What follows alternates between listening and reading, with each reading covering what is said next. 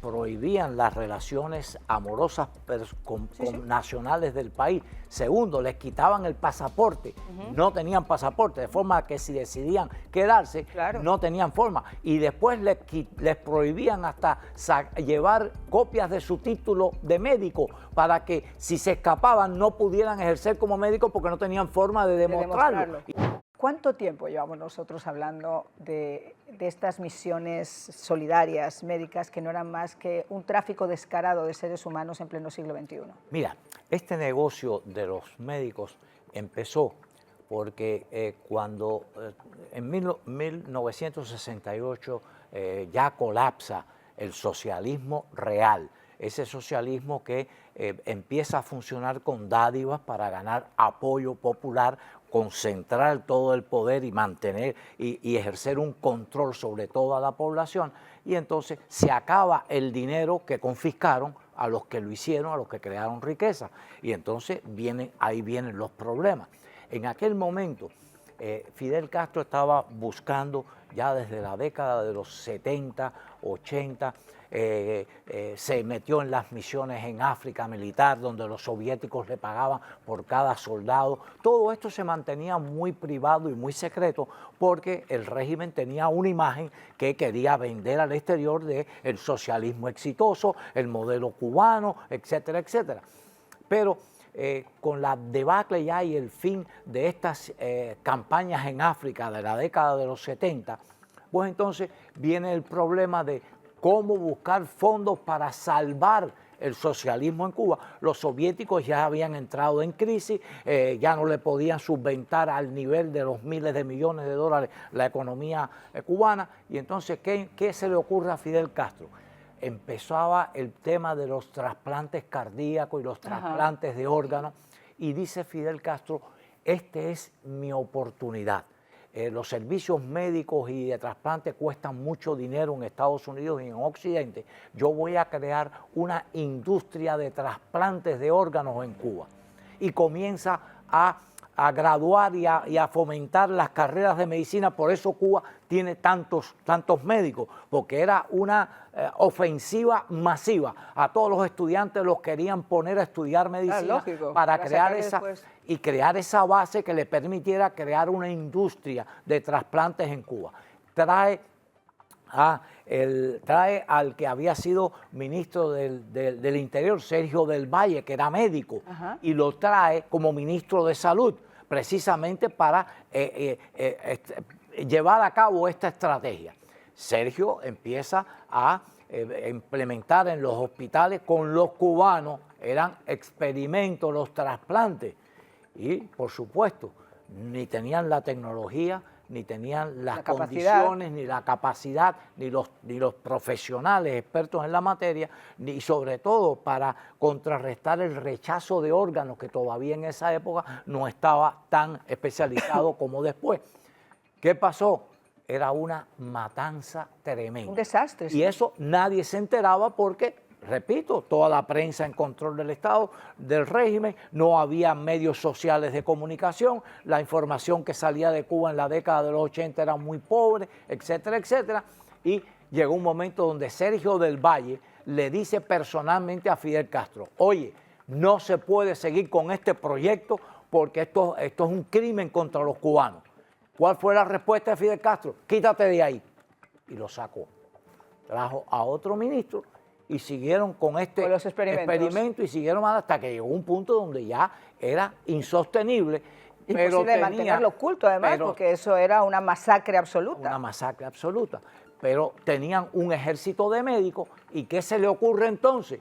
Ya empiezan con el mundo corporativo, empiezan ya con el Cimex en Panamá, empiezan con la creación de corporaciones, etcétera, y entonces tienen la evolución esta del socialismo con sistema económico capitalista, corporativo, y empiezan a multiplicarse todas estas corporaciones, y uno de los grandes negocios es precisamente el usar a los médicos corporativamente con una corporación de servicios médicos que es la que empieza con todo este proceso de alquilar, contratar médicos, pero no eran contratos directos de los países que lo iban a recibir con el médico, sino a través del Estado.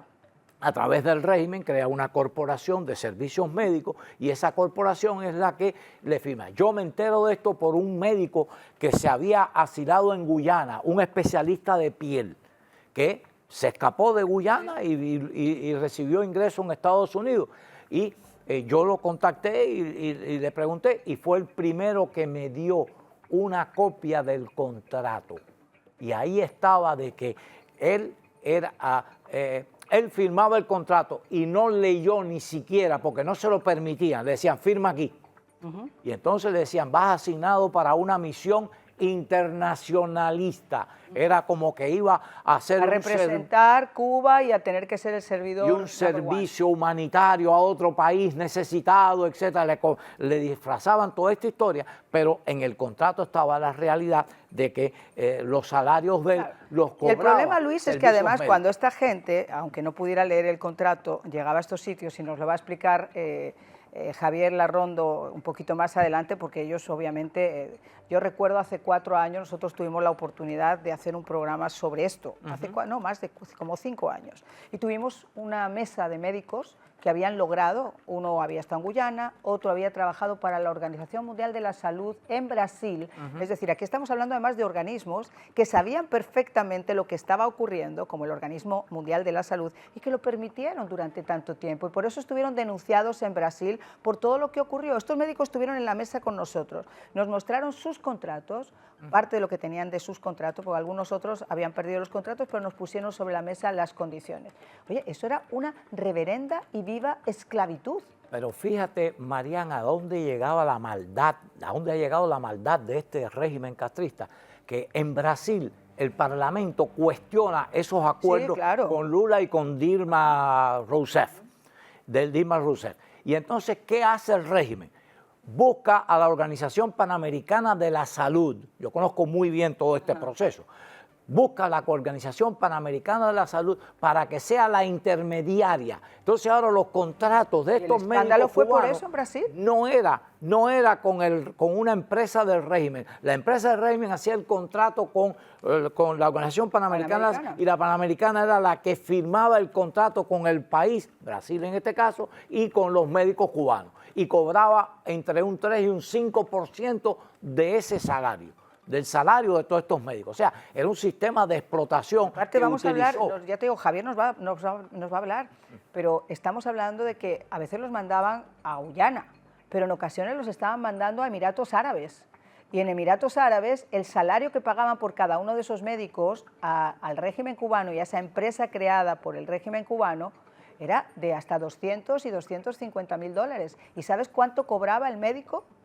El 91% se lo quedaba el régimen y el 7 y el 8% era lo que le daban a este señor. Que no les alcanzaba ni para pagar, porque tenían que pagar con el estipendio que le daban el lugar donde quedarse, alquilando habitaciones en casas, el transporte, la comida y en muchos casos lo que querían mandarle a su familia, porque el dinero le daban, dentro del contrato habían $50 que teóricamente le depositaban en un banco en Cuba.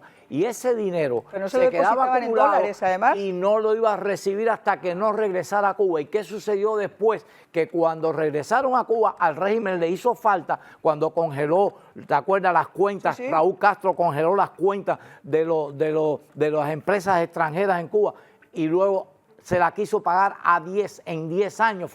Bueno, pues ese dinero de todos estos médicos, esos $50 mensuales que estaban acumulados ahí, se los tragó el régimen y nunca se los entregaron a los médicos. Pero los mandaban a lugares, y esto es bien interesante, lugares donde ni los médicos nacionales querían ir. Exacto. Lugares peligrosísimos porque eran prácticamente selvas lugares donde había plagas o lugares donde había enfermedades contagiosas. Bueno, o había grupos violentos, como en Kenia, que secuestraron a 2 médicos cubanos y más nunca aparecieron. Así que... Pero aparte hay otra cosa, fíjate, no es solamente que se quedaran hasta con el 85-90% de su salario, dependiendo del país y del dinero que estuvieran pagando al régimen. Es que además estaban en una condición absoluta de esclavitud, donde para tener una relación personal, si esa gente quería salir un sábado o quería salir un domingo, tenía que pedir un permiso.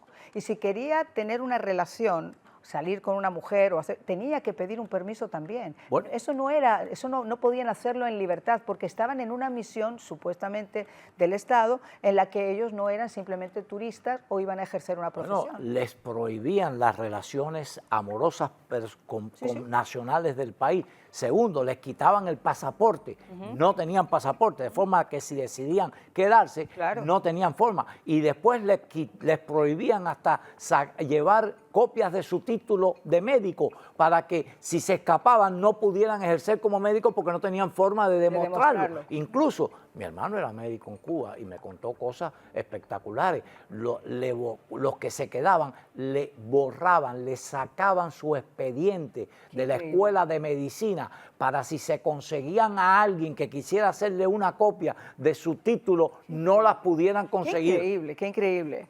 Te cuento más. Primo hermano de mi esposa, veterinario en Cuba, mandado a Angola como médico. Yo no te puedo creer. Primo de mi esposa, o sea, te estoy hablando de personas que conozco perfectamente y que le dieron un curso de 6 meses, lo llevaron para las similitudes entre el sistema fisiológico humano y el de los animales para Angola, y allá fue a trabajar a Angola como médico. Y no solo eso, imagínate que además cuando decidían finalmente si es que se arriesgaban a quedarse en alguno de estos países a denunciarlo, a ir a una embajada, al final del día tenían 8 años de prohibición para poder regresar a su país, y los que se quedaban recibían actos de repudio terribles, es decir, que cuando tenían la oportunidad de encontrar un teléfono para hablar con su familia o comunicarse en algún momento con su familia, lo que la familia les contaba de lo que estaban siendo objeto en Cuba era realmente complicado. Y los trataban hasta de secuestrar, porque los primeros que se quedaron en Venezuela les mandaban agentes y grupos paramilitares de los colectivos para tratar de capturarlo, y se tenían que escapar por los pasadizos estos de la selva entre Venezuela y Colombia, cruzar para Colombia porque los perseguían para tratar de secuestrarlo, como les pasó ahora a los diplomáticos cubanos en República Dominicana, que los expulsaron 10 porque estaban metiéndose en los hoteles para capturar a los deportistas que se habían quedado.